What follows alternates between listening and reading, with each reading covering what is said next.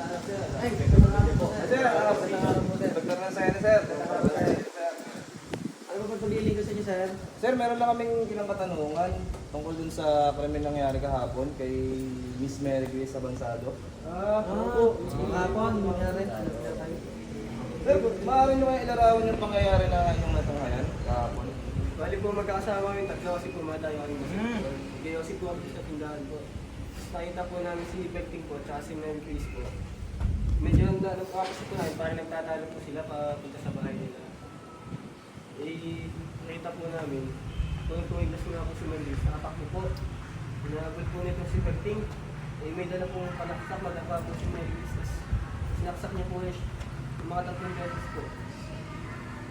Sa likod, nakatalikod ba si Mary? Nakatalikod sa loob. Eh sir, maaari nyo kayong tuuin yung mga salita o kilos ng biktima? Oo. Sitwasyon ng biktima? Nag-aaway sila. Anong sinabi ni Mary Grace? Sabi kasi ni Mary Grace, hindi niya daw yun naman si Berting. Yun. Hindi si Berting, galit na galit. Kaya nagalit. Kaya biglang kita ni Mary Grace siguro suspension ni Berting na galit na galit. Kaya takbo si Mary Grace.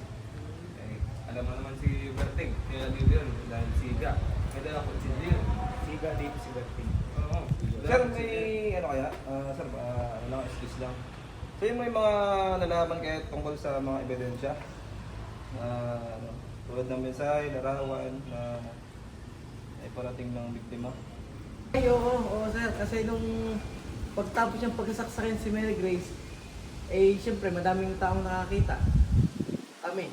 Eh, siyempre, hinabol namin si Berting kasi nga, sa ginawa niya.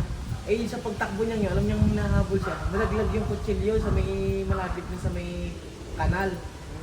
Di yun, walang dumampot, pero andun lang yun. Parang inano lang yung kutsilyo na yun yung pinakang bagay na ginamit yung pagpatay kay Mary Grace. Kaya pa nga ito, eh, masugot po.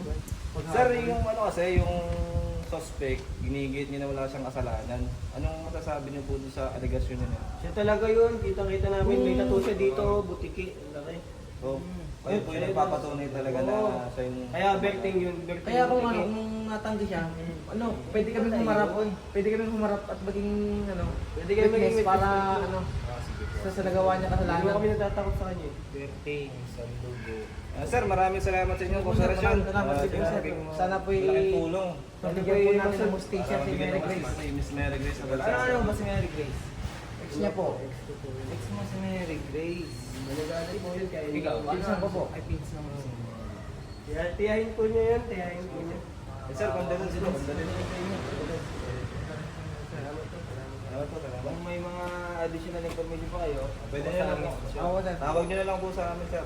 Saka kuha din po, magpunta rin po kayo sa bagay para kuhanin po yung CCTV, Page footage. po, tsaka po yung kutsilyo, nandun po, nakasid. Salamat, tol.